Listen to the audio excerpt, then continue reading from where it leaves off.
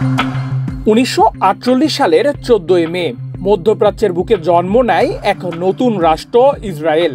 ইতিহাস, সংঘাত আর রক্তের ধারায় গড়ে ওঠা এই রাষ্ট্রটির পেছনে ছিল হাজার বছরের লালিত ইহুদি স্বপ্ন। সময় গড়িয়েছে, আজ সেই রাষ্ট্র 77 বছরে পা রেখেছে। তবে সময় যত এগোচ্ছে, ইসরায়েলদের ভেতর থেকে যেন ক্রমশ দানা বাঁধছে এক গভীর উদ্বেগ। এই উদ্বেগের উৎস কোনো শত্রুর সামরিক হুমকি নয় আন্তর্জাতিক নিষেধাজ্ঞা বা কূটনৈতিক সংকটও। এটি এক প্রাচীন ধর্মীয় ভবিষ্যদ্বাণী। ইহুদি ন্যায়শাস্ত্র তালমুদে বর্ণিত লানাতুল আকদিস সামিন বা অষ্টম দশকের অভিশাপের ভয়ে এখন কুঁকড়ে আছে ইসরায়েল। তালমুদের ওই অংশে বলা হয়েছে, কোনো ইহুদি রাষ্ট্র 80 বছরের বেশি টিকবে না। তা যদি কোনোভাবে টিকে যায়, সেটিও ভেঙে পড়বে ভেতরকার দ্বন্দ্ব ও জাতিগত কন্দলে। বাইরের শত্রু নয়, বরং নিজেরাই হবে নিজেদের পতনের কারণ। ইতিহাস ঘেঁটে দেখলে বোঝা যায়, এ পর্যন্ত 80 বছরের বেশি টিকে ছিল এক ইহুদি রাজত্ব। কিন্তু আশ্চর্যজনকভাবে ওই রাজত্বেও ভাঙনের সূচনা হয়েছিল ঠিক 80 বছরের মাথায়। এরপর চূর্ণ বিচূর্ণ হয়ে যায় সেই ঐতিহাসিক ইহুদি শাসন ব্যবস্থাগুলো। আর সেখানে আজকের এই রক্তাক্ত ইসরায়েলের বয়স 77 বছর। ইহুদি ন্যায়শাস্ত্র তালমুদের হিসাব অনুসারে আর মাত্র 3 বছর বাকি সেই অষ্টম দশকের অভিশাপের চূড়ান্ত পর্যায়ে পৌঁছাতে।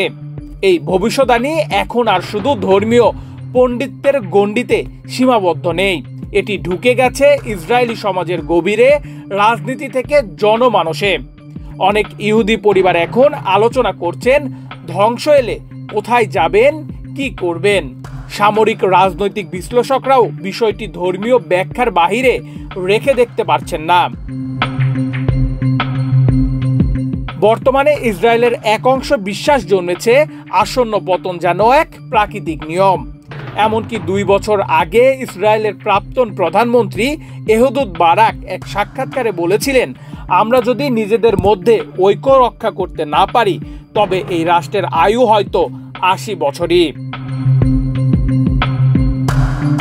গাজায় ভয়াবহ অগ্রাসন, লেবানন সীমান্তে সংঘর্ষ, সিরিয়া, ইয়েমেন ও জর্ডানে বিচ্ছিন্ন হামলা, সবকিছু মিলিয়ে ইসরায়েল যেন আতঙ্কিত হয়ে যুদ্ধ চালিয়ে যাচ্ছে। বিশ্লেষকদের মতে এই অগ্রাসন একটি অস্তিত্ব রক্ষার মরিয়া প্রচেষ্টা। কারণ ইসরায়েলের নেতারা জানেন, যদি এই অভিশাপের ঘূর্ণিপাকে পড়তে হয়, তবে সেটি শুধু বাইরের শক্তি ঠেকিয়ে রাখা যাবে না।